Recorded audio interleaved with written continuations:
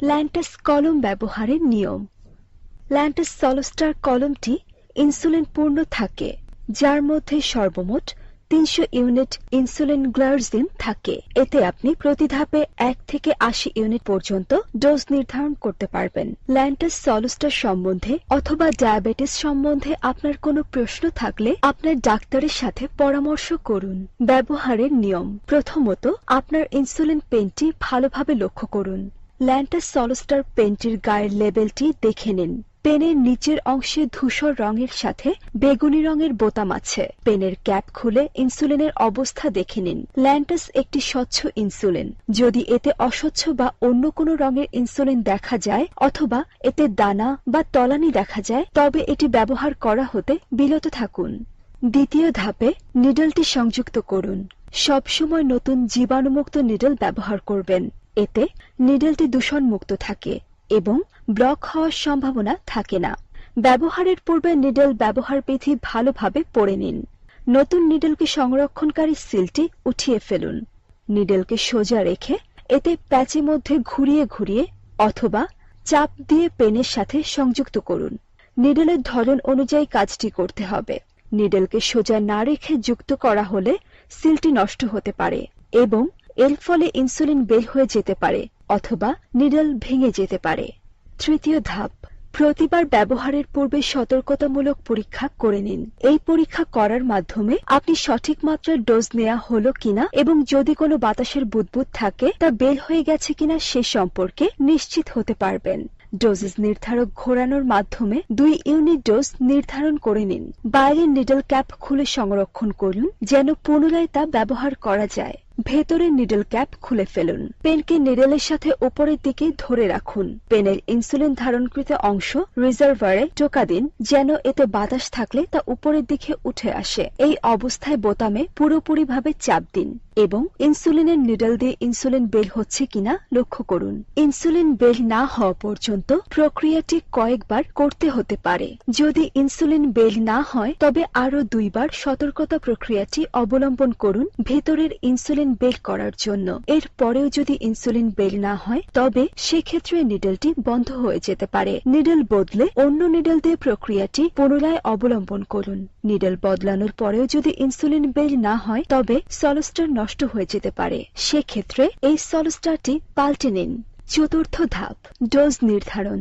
ল্যান্টাস পেনে 1 থেকে 80 ইউনিটের পরিসরে ডোজ নির্ধারণ সম্ভব। আপনার যদি 80 ইউনিটের বেশি ইনসুলিন প্রয়োজন হয় তবে 2 বা অধিকবার ইনজেকশনটি ব্যবহার করুন। সতর্কতা প্রক্রিয়ার একটি অংশ হিসেবে ডোজ উইন্ডো শূন্যতে অবস্থান করছে কিনা দেখে নিন। আপনার প্রয়োজন মতো ডোজ নির্ধারণ করুন। যদি প্রয়োজনের চেয়ে বেশি ডোজ ঘোরানো হয়ে যায় তবে আপনি আবার ঘুরিয়ে পেছনে ফেরত আসতে পারবেন। এই ধাপে 30 ইউনিট ডোজ নির্ধারণ দেখানো হয়েছে।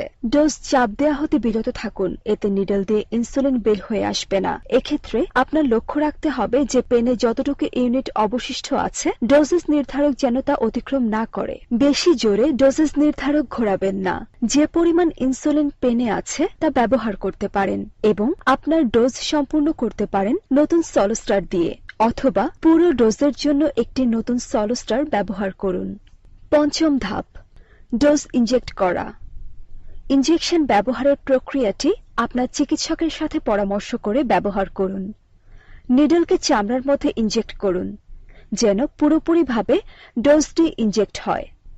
ইনজেকশনের বোতামে চাপ দিয়ে রাখুন যেন ডোজড উইন্ডোতে 0 দেখা যায়। ইনজেকশন বোতাম চাপ দিয়ে ধরে রেখে 1 থেকে 10 গুনতে থাকুন ইনসুলিন শেষ না হওয়া পর্যন্ত। প্রতি ডোজের সাথে পেন প্লাঞ্জার সরে আসে। 300 ইউনিট ইনসুলিন শেষ হয়ে আসলে প্লাঞ্জার সামনে চলে আসবে। ষষ্ঠ ধাপ, নিডলকে সরিয়ে ফেলে দিন। প্রত্যেকবার ইনজেকশন গ্রহণ করার পর নিডল খুলে ফেলে সলস্টারটি নিডল ছাড়া সংরক্ষণ করা উত্তম। এতে দূষণ কম হবে এবং ইনফেকশন জাতীয় কিছু রিজার্ভারে প্রবেশ করবে না। লিকেজের সম্ভাবনা থাকবে না এবং যথাযথ ডোজ পাওয়া যাবে।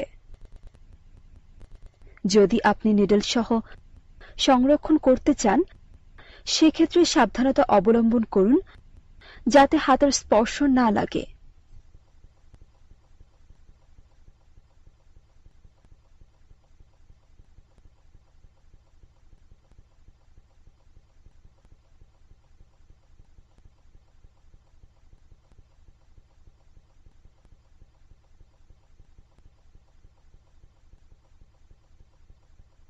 ল্যান্টাস সলস্টার সম্বন্ধিত কিছু জরুরি তথ্য।